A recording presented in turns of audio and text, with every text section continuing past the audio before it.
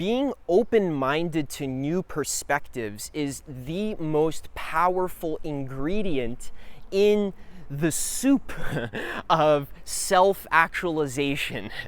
So when you're trying to become a better version of yourself, when you're trying to improve your life in all areas, in your fitness, in your health and your diet, in your relationships, in your finances, in your overall happiness and feeling of connection and inspiration and motivation that you have for life, your self-confidence, your ability to produce art and to produce things that benefit humanity. The number one ingredient, which is the foundation that supports all of your self-actualization, is open-mindedness. Now that's a big claim.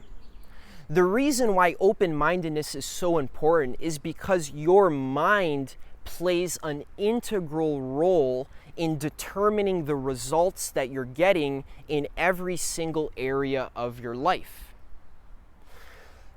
The beliefs and convictions that you have about how money works determine the results you get with money. The beliefs and convictions that you have about how relationships work determine the results you get in your relationships. The same is true for your health. The same is true for your confidence, for your happiness and fulfillment, for your peace of mind, your ability to be grounded and centered in the moment. All of the results that you're getting in your external reality are actually a one-to-one reflection of your internal reality, which is made up of your beliefs, your deeply held convictions, your feelings, and your thoughts about what life is, who you are, and how this whole thing works.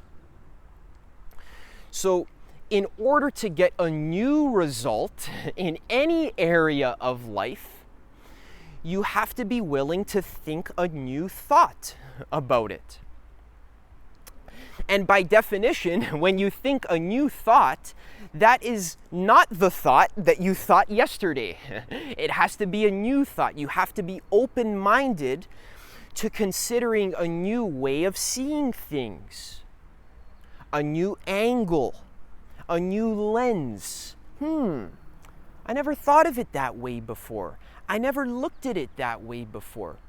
This is a key ingredient in the soup of your self-actualization.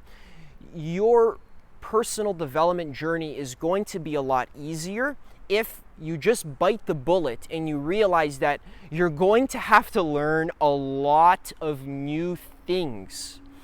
And actually, the way your mind is structured now is going to be completely radically transformed as you continue your journey. If you're genuinely interested in serious, deep, transformative self-actualization and spiritual growth, which is what we're talking about here on this channel, if you really want to transform yourself and you want to tap in to some of the deepest, most profound aspects of reality that 99% of human beings never tap into, and they just live mundane, mediocre lives and they kind of waste away their existence in a certain way, it's because most people are not willing to radically expand their horizons, to study hundreds of diverse perspectives, to look at reality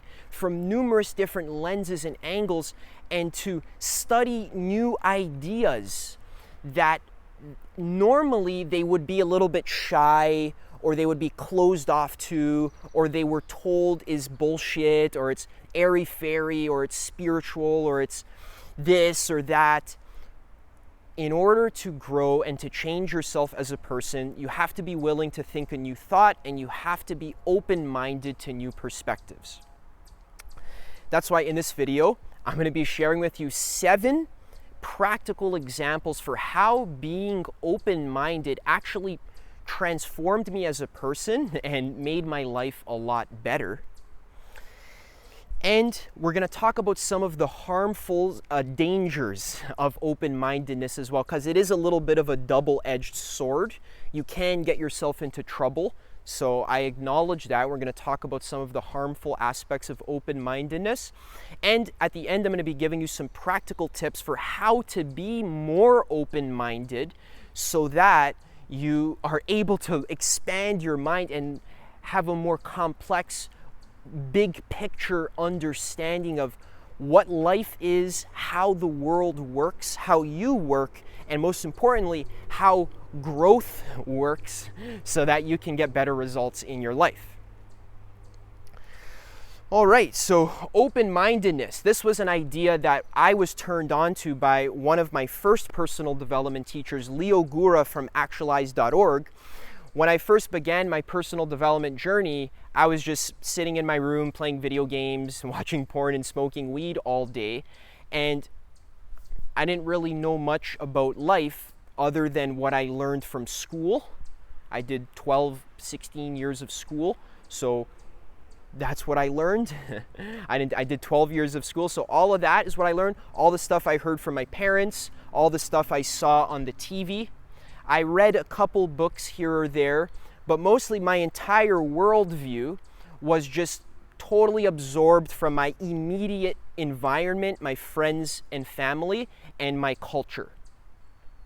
And the results that this produced for me in my life was hopelessly addicted, depressed, sitting in my room, hating myself, and having tons of addictions and low self-esteem, lack of confidence, terrible results with girls, terrible results in my health, all of this. Those were the results that my mind was reflecting into the mirror of my life, because that's what the default position is in our modern society, unfortunately. So I was so depressed, I went online, I was looking for some help with personal development, and I discovered this great teacher, Leo Gura on actualize.org, and he introduced me to this idea of radical open-mindedness. He encouraged me not just to believe every single word that he said, but he told me that open-mindedness is a core principle of doing self-actualization, and that if I go out and I study hundreds of diverse perspectives, reading about topics that normally I would be too shy or I already assumed were wrong, so reading about things like religion, which is something I was not interested in. Religion. I was raised a Christian and I hated it, so I just kind of became an atheist, and I was just a very strong atheist. He encouraged me to, hey, don't be so attached to your current ideas. You have to expand your horizons and study a wide variety of things if you want to understand life and how it works so that you can self-actualize. Okay, that made a lot of sense to me. So I would go to the bookstore and I would buy books about Christianity, about Buddhism, about Islam. I would buy books about New Age spirituality, like the Law of Attraction, like certain channeled works. I would learn about science. I would learn about personal development. I would learn business advice. I would learn relationship advice and all of this. I need some water. So as I kept learning new perspectives, reading more books, studying all kinds of different teachers, not just Leo Gura, but studying hundreds of different teachers, spiritual teachers, scientists, philosophers, politicians, business experts, etc., I started realizing that I started getting better results in my life. I was able to feel more confident. I was able to quit some of my addictions. I was able to get a girlfriend. I was able to have a life purpose and to have a direction. I started helping people with meditation. I started making these YouTube videos. And most importantly, for me at least, I started having a much deeper understanding of what life is, how life works, and I can more fully appreciate the beauty and magic for just how intricately designed all of existence is. And I can appreciate a lot of really interesting things, which we're going to talk about right now. So we're going to share you 7 examples with how open-mindedness changed my life, starting with, for example, astrology. So ask yourself right now, do you think astrology is true or false? And there's no right or wrong answer here, okay? It's not a trick question. Just honest, like take an inventory. Astrology, I'm talking about like the zodiac, like being born in a certain time where the planets are in a certain alignment in the sky. That will affect the earthly energies. It'll affect your personality and how you show up in the world and the kind of themes that you face in your life. Take an inventory. Is it a yes or a no? Maybe it's a no.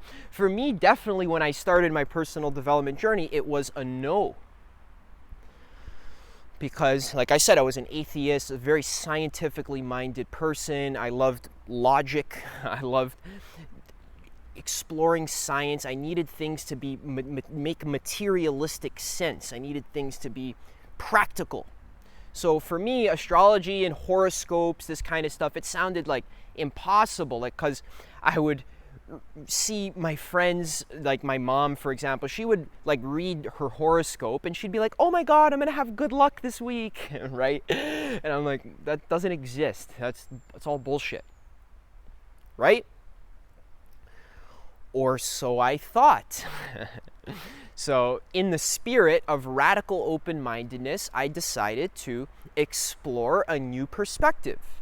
And I started hanging out with, I started going to these like hippie kind of gatherings where people would dance. And it was actually very nice. We wouldn't drink alcohol. We'd be sober, smoke a little bit of weed sometimes, and we would just enjoy our lives. We'd party, listen to music, play the drums. We would drink cacao. We would just hang out and socialize, basically.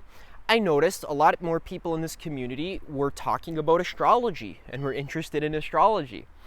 So I was like, that's kind of interesting. I never thought if I was a Pisces or an Aquarius or whatever this is. So I went to go buy a book about astrology. A friend of mine was a pretty good astrologer. He recommended to me a book called The Complete Astrology by Alan Oakins, and I went to go read it. And I learned about all the different signs, about Aries and Taurus and Gemini and Cancer, etc. I learned about what the signs mean.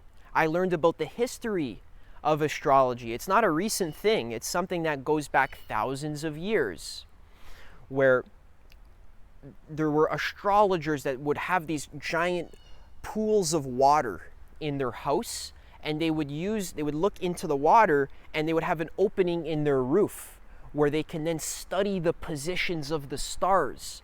And they were able to use a combination of intuition and pattern recognition to then get insights about the earthly energies, to maybe even predict what's going to happen in the future, or to predict the personality type of a child that is born at a certain time, to read their destiny, right? If this sounds a little fluffy for you, then I understand, because that was the same for me. But I realized that as I was just open-minded and just was able to hold the perspective loosely.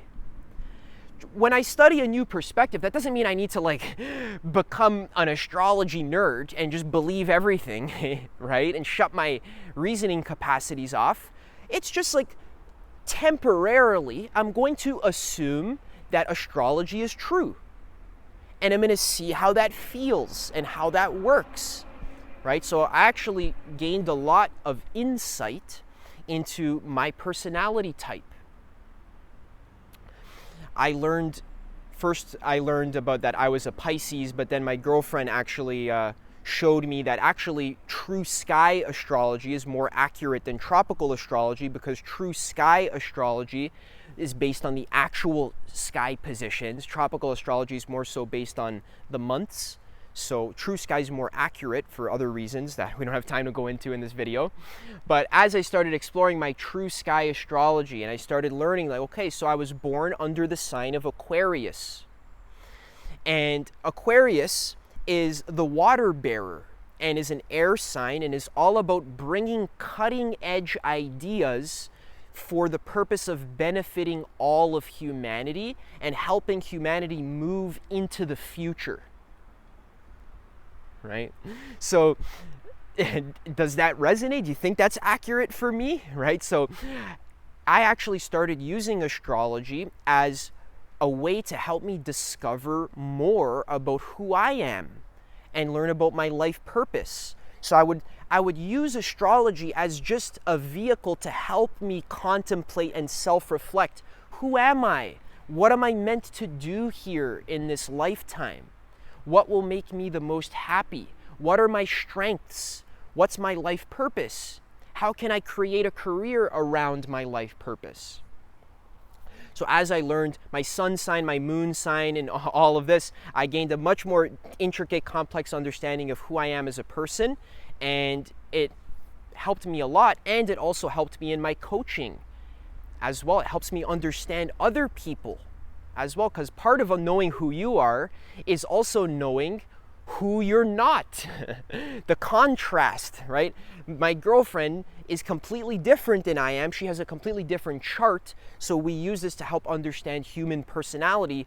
And I find it to be extremely, extremely accurate if you know how to use it properly. And that's one of the points I want to make here in this video, is that open-mindedness means you have to actually learn the subject well.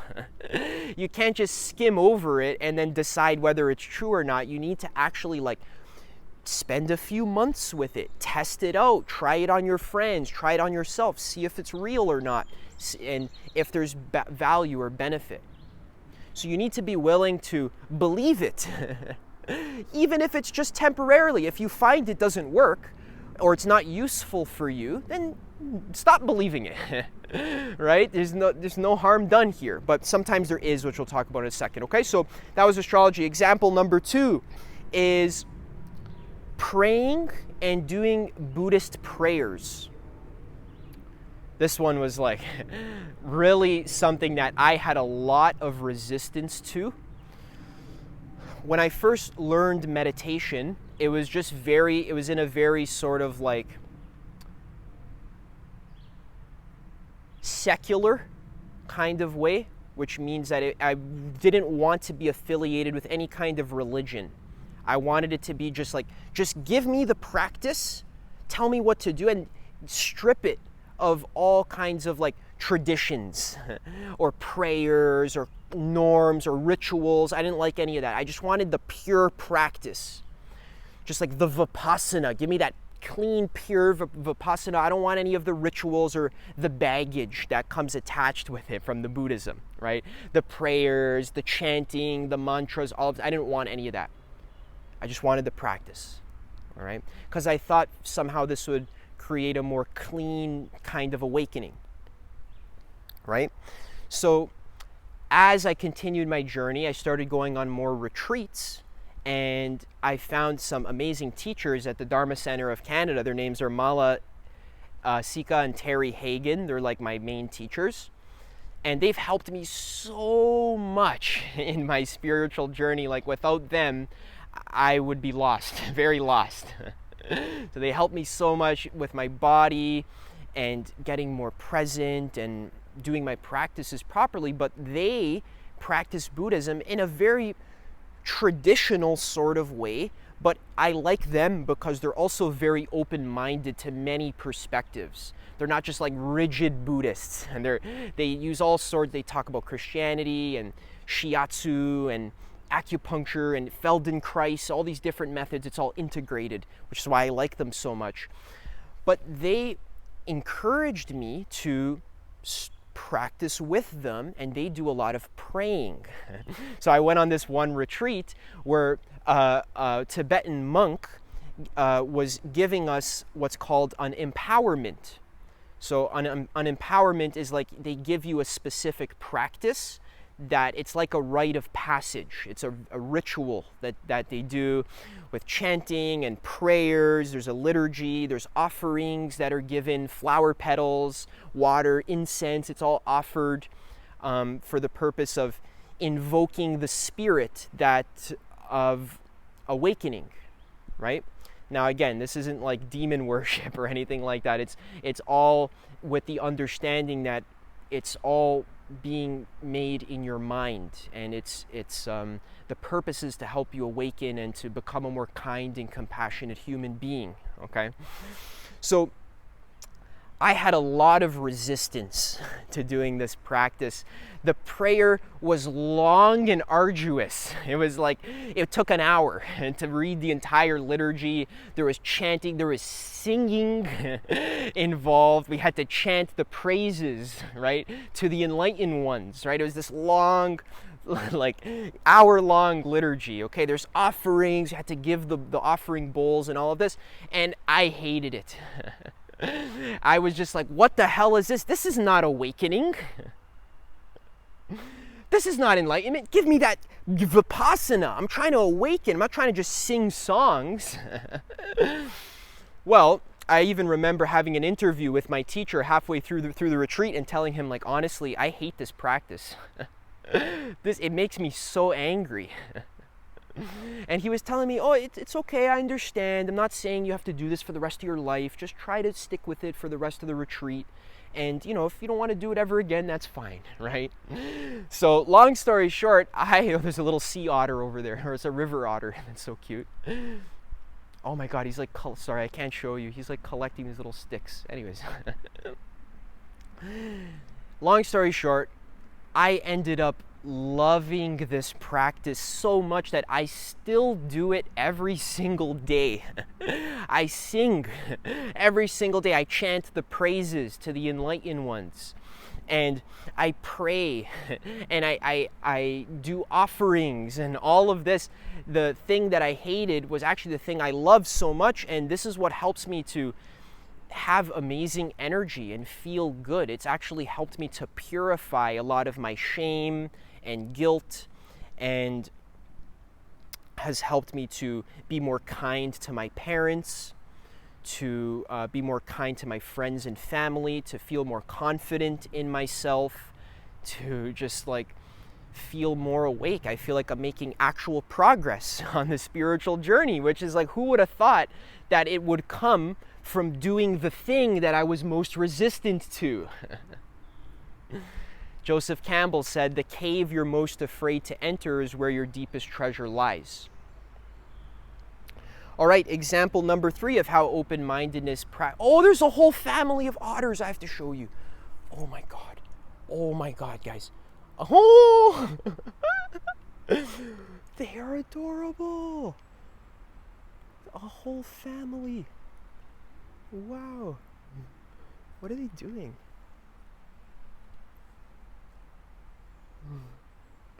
That is the cutest thing ever. Baby otters. Oh, he fell in. That's hilarious.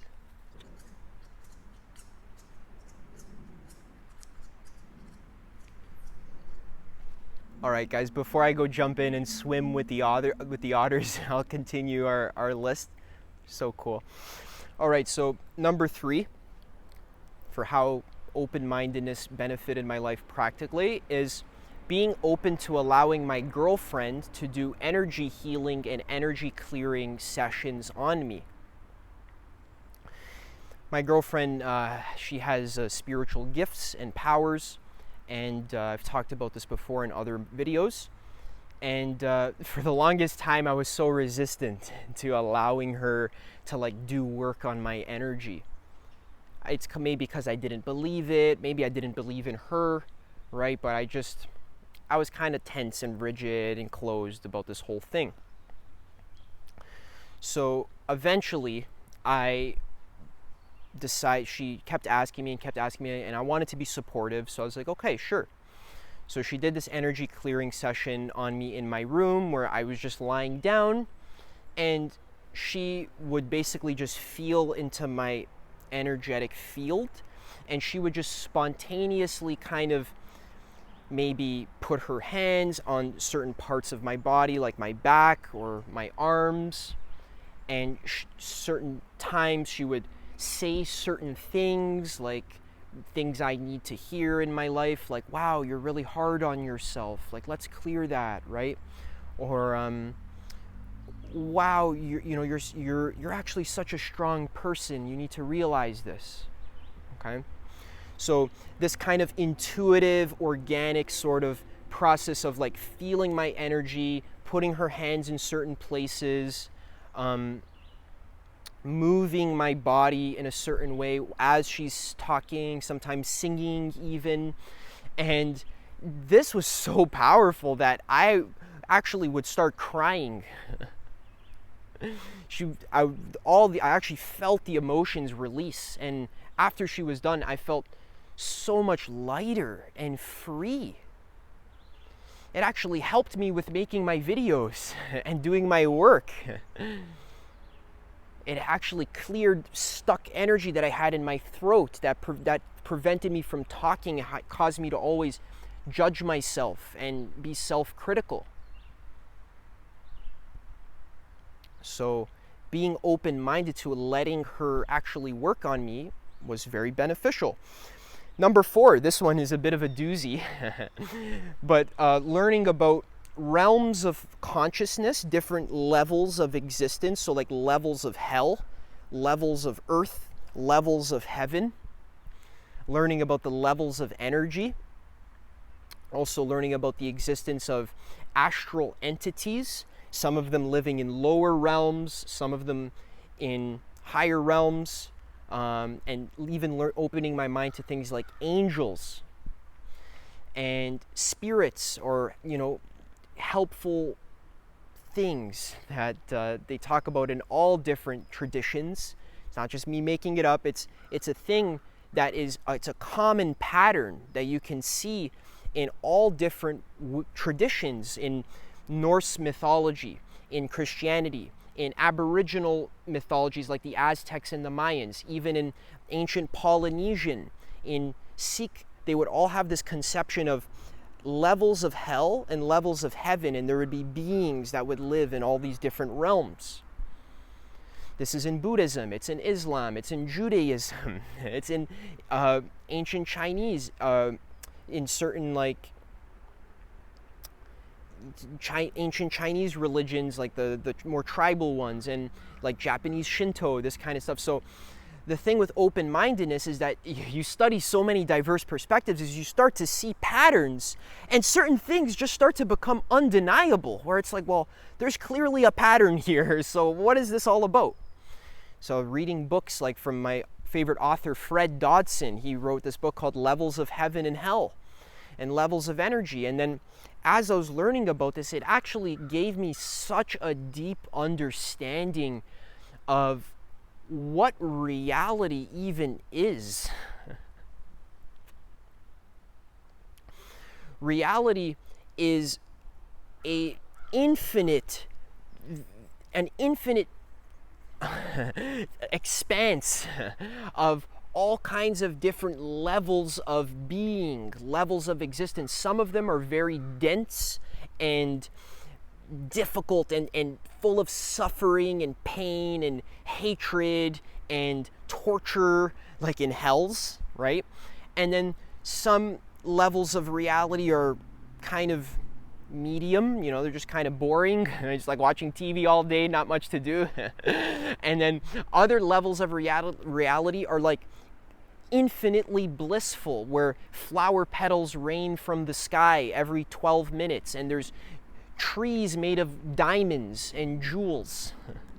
And there's enlightened beings singing songs of awakening at all times. And there's beautiful scents and incenses and flowers and all this. So heavenly realms and hellish realms, they talk about this in all different kinds of religions with vivid descriptions. So what does this mean? This means that reality isn't as set in stone. It's not as physical and fixed as it seems, as culture would have you believe. If you just go to school and watch the news and, watch YouTube and talk to your friends, and you never expand your horizons and study new perspectives, you would think that we're just a stupid ape living on a rock and that's floating in space. Not realizing that that belief system is actually only one state of consciousness out of potentially infinite states of consciousness, where if I could flip a dial in your mind, or maybe give you a certain psychedelic or something like that, that would flip the dial for me, you could get transported to a hellish realm where demons are torturing you and cutting you with razors and pouring lemon juice on you. It's like, ah! Or you're being boiled alive, or having your hair ripped out, right? Or you can get transported to a heavenly realm where the Buddha himself sits with you and makes you soup, the soup of self-actualization, and teaches you the secrets of existence, while a beautiful woman feeds you grapes, or a beautiful man, if you're into that, right? So learning about these alternative perspectives, also alternative history, learning about the ancient flood that happened, which is way too much to go in this video, but what this helped to do practically is it helped me to loosen my mind, loosen the rigid holdings and the rigid convictions of what's real and what's not real. Helps to kind of blur the boundaries a little bit. And I know if you're in a lower stage of psychological development, like stage blue or orange, like spiral dynamics, you can learn about that in a different video we'll talk about. But I know how everything I'm saying in this video seems like I'm a crazy cult leader and like everything I say should be, mistrusted, and I'm a dangerous individual, right? But you don't understand, as your self-actualization continues and as you really expand your mind and you become a more kind, compassionate, unconditionally loving human being, then one of the values is actually, in order to understand what life is and how it works, you actually want the boundaries of what's real and what's not real to be blurred. That's actually a good thing, because it helps to loosen your attachments, loosen your pointless fears and worries that you have. It makes you feel more free and spacious and open and joyful. You can enjoy your life more. You can become enlightened. All right, I'm not a cult leader, I promise you. That's just how reality works, right? And that's how it is. I can't, translate to everyone. Not everyone's going to understand what I'm saying. All right, so the fifth example where open-mindedness really helped me in my life was being open to the idea of energetic hygiene, which means just being more sensitive to the energies that are around me in my house, with people that I talk to. Like when I shake someone's hand, realizing that they transfer energy to you. If they have something attached to them, either like an entity, an entity, or if they're just in a really bad vibe, like they're just really shameful, they're very guilty, and they shake your hand, you can get a lot of that. And it's like not always helpful. You want to be aware of these subtle energies in your life, like in your room, for example. If it's really messy and it hasn't been cleaned in a long time, part of the energetic hygiene is to clean up. Or even feng shui, understanding how arranging furniture in your house can affect the vibe of the house, how it feels to be in there. And it can affect the quality of your life, how you feel in your own house, the way the energies flow, right? Other things like energetic hygiene, like saging the air every once in a while, just to free up stuck energies, cleaning dirt and clutter. not letting everyone touch you. Like when I used to go to these hippie gatherings, we would just hug everyone, right? I don't really like doing that anymore because I don't want to hug every single person because I don't want to exchange energy with every single person. Now, if you see me at the grocery store or whatever, sure, you can come give me a hug. I don't mind, right? I'm not like a stickler about it, but I'm also not like trying to exchange my energy, especially my sexual energy, with like all kinds of different people, which is why I've stopped watching porn and so forth. So energetic hygiene has been very helpful for me. Okay, so number 6, how open-mindedness practically benefited my life is learning diet advice that was channeled from this guy named the medical medium. And I talk about this in another video that I'll link. But the medical medium is an advanced source of diet information where he explains to you a lot of the root causes of chronic illnesses that are plaguing our society. So things like eczema, gut problems, brain fog, chronic depression, chronic anxiety, chronic fatigue syndrome, all sorts of muscle problems like ALS, MS, arthritis, even things like dementia, certain types of cancers, just a whole host of chronic illnesses, thyroid problems. He's explaining that the reason why these things exist is because there's a lot of chemicals in our environment that get stored in our bodies, and then there's viruses. Some of them are undiscovered by science, that the viruses eat these chemicals and they create waste and they overload your immune system, which causes all sorts of chronic illnesses in your body. So the reason why this required some open-mindedness for me to understand is because I was indoctrinated with the idea that if I want to like be healthy, I need to eat tons of protein like all the time. I need to eat like chicken and rice like every day because I was a bodybuilder. I was into wrestling and rugby. So I was just like eating tons of protein with every single meal, sardines, meat, beans, whatever it is. So the medical medium was, as I started reading his books and really believing it temporarily and testing it to see how it works, he was telling me that no, actually protein, the protein craze, the second you change your diet, you go vegan, right? If you've ever done this before, the first question everyone around you is going to ask you is, where do you get your protein? As if protein is like the holy grail of being healthy. Turns out it's not.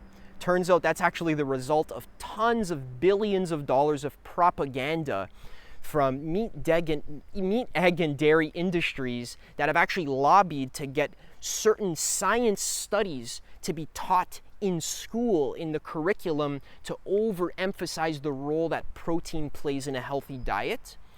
And once I started learning this and I was able to like let go of my attachment to what I learned in the past about paleo or keto, this kind of stuff, things I tried before, and I just started listening to him and eating tons of fruits and vegetables and drinking celery juice, it completely transformed my life. It helped me cleanse my body first thing in the morning, it helped me feel more light, helped me with my spiritual practice, feel more energetic and alive, less heavy and stuck and dense, and it actually helped me get rid of my chronic eczema that I would have all over my hands and my chronic allergies that I would get every single spring.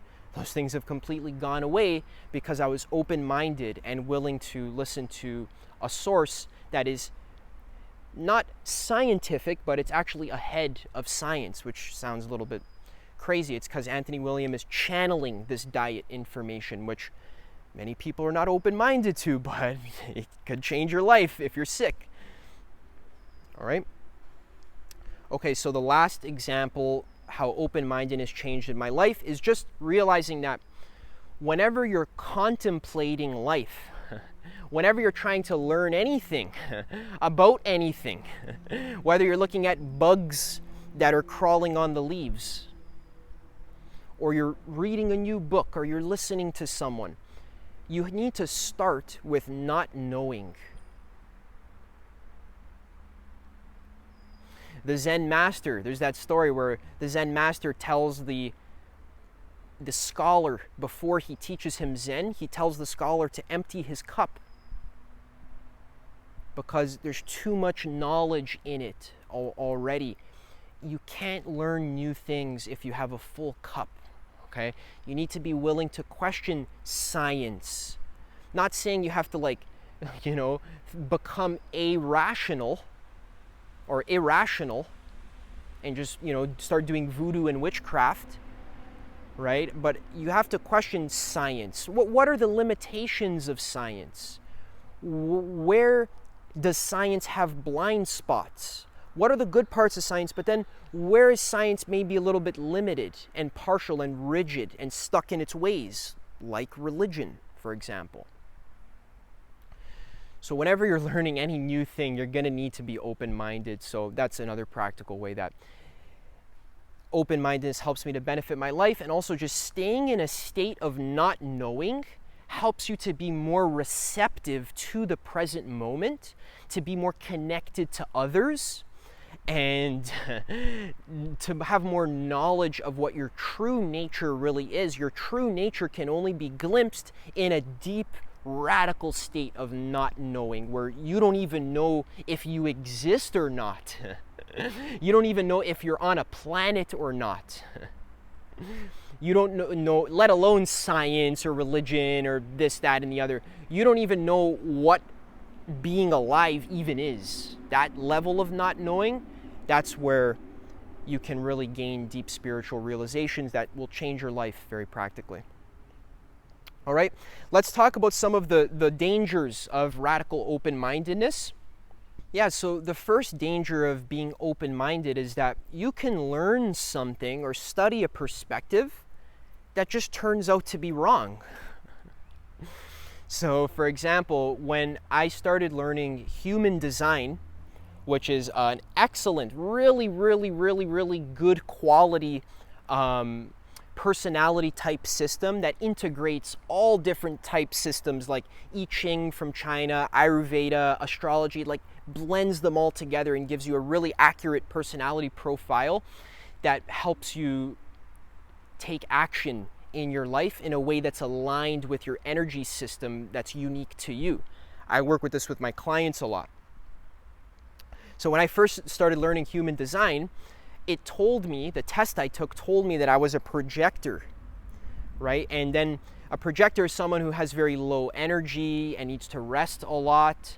So that's what I was doing. I was resting a lot, and I was like trying on this thing that I found that it actually wasn't working. Like, it made me feel weird, and it wasn't very helpful for me, so I kind of scrapped it. It was only a few months later, maybe it was in a year later, where my girlfriend, she said, "Hey Adam, I discovered that human design tests are not accurate because they're using the wrong astrology. They're using tropical astrology, which is connected to how the sky was 2,000 years ago, but it's not connected to how the sky actually was when you were actually born." So I found a new test, which I'll link in the description, which actually takes that into consideration, and it changed my type from a projector to a generator. And when I started learning what it means to be a generator and believing that I'm a generator, everything clicked for me in my life, and I started feeling more authentic. A generator is someone who has a lot of energy and always wants to do things all the time, and is just like has an abundant reservoir of energy. So when I started living like that, based on all the tips and guidance they give specifically for generators, then that changed my life, and I found everything got fixed. So the danger here was that I was actually using the wrong personality type, and it led me to be delusional about my actual type. This happens a lot with like Myers-Briggs, for example, where you'll take the test, it'll tell you you're an ENFP, but you don't have a deep understanding of the model and the system, so you just believe you're an ENFP, but it's delusional. It's not true. You're not actually an ENFP. You might be an INFP, or maybe you're an INFJ, or it's something completely different, right? So that could get you into trouble.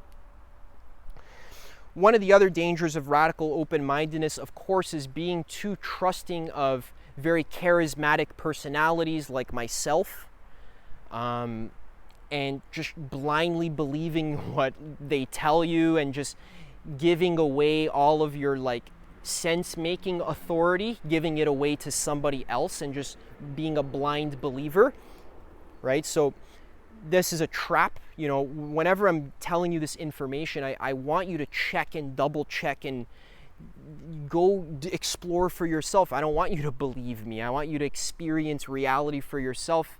Okay, I'm just trying to guide you a bit. Give you some launching points for your contemplation. All right, explore new possibilities. If something that I say has no bearing at all in your experience and you feel that what I said is actually just the complete opposite for you, then don't trust me, trust you, okay? And that is so, so important. Another harmful example of being too open-minded was I invested lots of money into certain types of business coaching that didn't end up panning out for me, right? I had a coach who was claiming that he was going to help me with this process of identity shifting, and it wasn't what I really needed. I'm not saying identity shifting is complete bullshit. Of course, there's some truth in that, and I've even talked about it in the past. But he just kind of wanted to get my money, basically, and he didn't really care if that was actually the thing I needed. So yeah, it ended up not working. So you can end up paying money to people who you believe, I really wanted to believe that that's what I needed, but it turns out it wasn't what I needed. So another way that open-mindedness can harm you is, for me, for example, is doing the keto diet. For example, eating extremely high-fat diets like butter, eggs, meat all day, this kind of thing. This actually what I learned in the future from Anthony William is that high-fat diets, they impair your liver and they prevent your body from cleansing all these toxins that come from the environment, the air, the water, the food, pesticides, all this stuff. And then it feeds viruses and stuff and can actually make you more sick.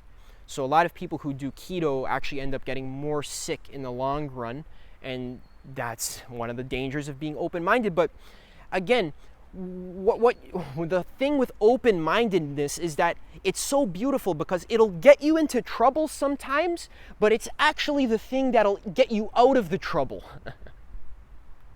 The real thing that gets you into way more trouble than being open-minded is not being open-minded and just believing what everyone else around you is telling you. And just, well, everyone else believes it, so it must be true. Not being willing to question, to be a little bit contrarian, to go investigate for yourself. Is it actually true? What if I go read a book that's far out of left field that no one else has read? And what if that gives me some new perspective, a new way of looking at things that's actually valuable and useful? Right? So open-mindedness can get you into trouble, but it's the very thing that'll also get you out of trouble as well. So in general, what open-mindedness is all about is not clinging to any ideas at all.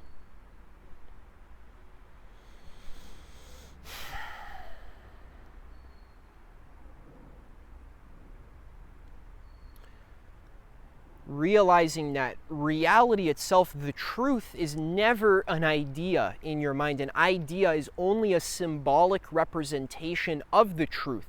When I say the word tree, right, and we look at a tree over here, that's not actually a tree. that is its own thing. It's not.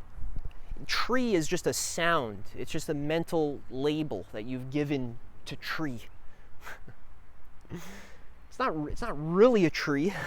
It's just, it is what it is. See, the second you give something a label, now you're not willing to look closer and investigate, because if that's not a tree, what the hell is that? Now I'm actually curious. Now I actually want to go look and like investigate. So that's the benefit of open-mindedness, is that when you empty your cup of all previous ways that you thought the world is and how it works, now you're willing to investigate and learn and expand and try new things and test and see what's going to work and what's not going to work. The trap would be to be open-minded, find something that you like, and then only stick to that, and then forget about your open-mindedness. You know, the first perspective you find, like maybe the keto diet, for example, is to be open-minded than to just get stuck on one thing. Okay? Open-mindedness is realizing that we constantly need to be leaving room and space for new information to enter into our reality, and to always be open to being wrong.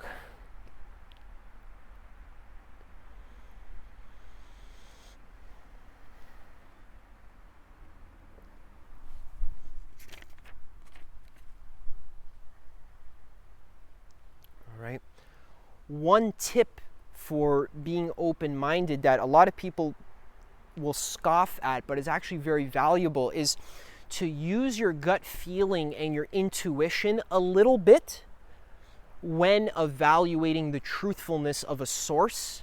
But just keep in mind that your gut feeling and your intuition works a lot better when you do spiritual purification work like meditation, and physical purification work like the celery juice diet, which I've been talking about a lot recently. So physical and spiritual purification helps your intuition work better, where when you read a source, you can just kind of feel the truth from it. Or maybe that's just an ability that I have. I don't know if everyone has it. I think every human being is able to develop the capacity to sense truthfulness, but this can be a trap as well. So don't, because then a lot of people can just say like, oh, well, I intuitively felt that this cult leader, had my best interests, but then he just ended up raping me and taking all my money. Okay? So it's a kind of a tricky recommendation to use your intuition, because most people's intuition is actually not their intuition, but it's actually their conditioning, their conditioned mind that comes from everything, all the beliefs and ideas that they've learned from their parents, from YouTube videos, from this, that, and the other. So when we're talking about using your intuition, we're talking about using your unconditioned mind to just feel like, if it makes you feel good, then a lot of times you can kind of go deeper into that. Okay, so when you're exploring various new perspectives, I recommend following your inner guidance. Just follow what excites you. Follow your interest. Whatever you're interested in, just dive into that. Okay? And if you're not interested in anything, I recommend being more interested in reality, because reality is infinitely interesting, and you'll have a more interesting and enjoyable life that has a higher level of compound interest that you get. All right?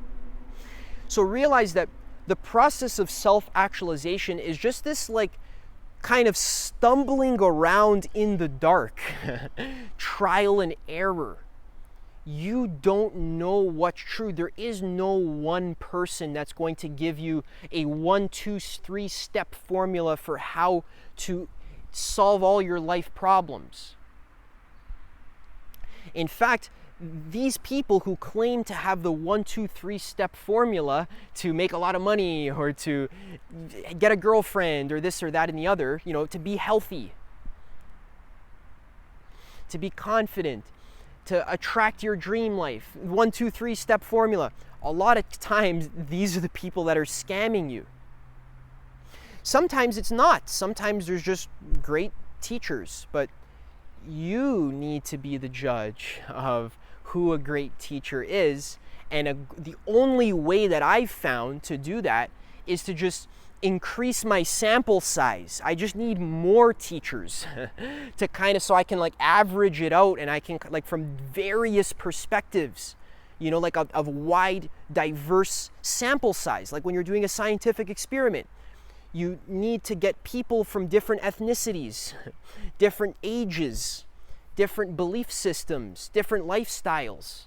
So in order to do your test, it's the same with your mental model of life. You need a giant sample size.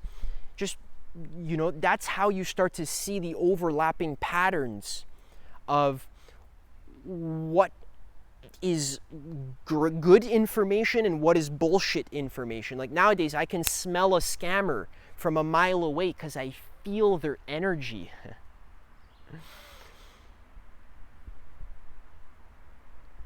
You can become so good at just feeling your way through life that the more mistakes you make, the better you get, because now you know not to do that next time. All of life is just trial and error. Even when you're a little child and you're an infant in a crib and you're just like realizing you have hands for the first time, you're just testing to see like, how do my fingers bend? Like, can they go this way, or like what's going on here, right? So you've been doing trial and error forever. Even when you were learning to walk, it's just a process of trial and error. So the problem is when you get stuck in a rigid way of being and you forget that learning and growing and expanding is always involving trial and error, not knowing what to do, and then going to check and figure it out on your own as you go, and be willing to fail. Be willing to throw stuff at the wall that doesn't work. Like Thomas Edison, when he was inventing the light bulb, he had to try 850 different filaments before he found the filament that actually was able to conduct electricity to create light. So if your life philosophy isn't working, try a new one. But then don't get stuck on the second one, try a third one, and then a fourth one and a fifth one until you try 850 of them, right? Maybe not that many, but eventually you need to settle on something that really resonates with your heart, something that you can really commit to, something that feels right for you, and that will give you amazing results in your personal development and self-actualization. All right, so I hope this video was helpful for you. If you want to stick with me, then you can subscribe. I'm making videos every single day. I don't know how long that'll last, but for now, that's what I'm doing. My goal here is to help to inspire you to become a better version of yourself, to realize your full potential as a human being. And you might feel that something here on this channel is a little bit different than a lot of other personal development advice. That's because I've committed 8 years of my life using the philosophies that I'm talking about on this channel. Radical open-mindedness, I pull from literally hundreds of different sources when I talk. Okay, I'm not just like giving you my opinion. I'm giving you my opinion that's educated based on lots of experience and research. Also, I do the work. Okay, I really do the practices. I try to eat my own dog food and, you know, practice what I preach. So I'm very, very, very, very lucky that my first teacher, Leo Gura on actualize.org, helped me with this vision of like, just become the best version of yourself. Aspire to your maximum ultimate potential. Don't settle for mediocrity. Achieve your fullest potential as a human being, which is infinite. Okay, there's so much growth that you can do to squeeze the full juice out of your life. And I'm so lucky that I was applying that, and then I've studied so many other sources, and this is what I'm trying to help you do here.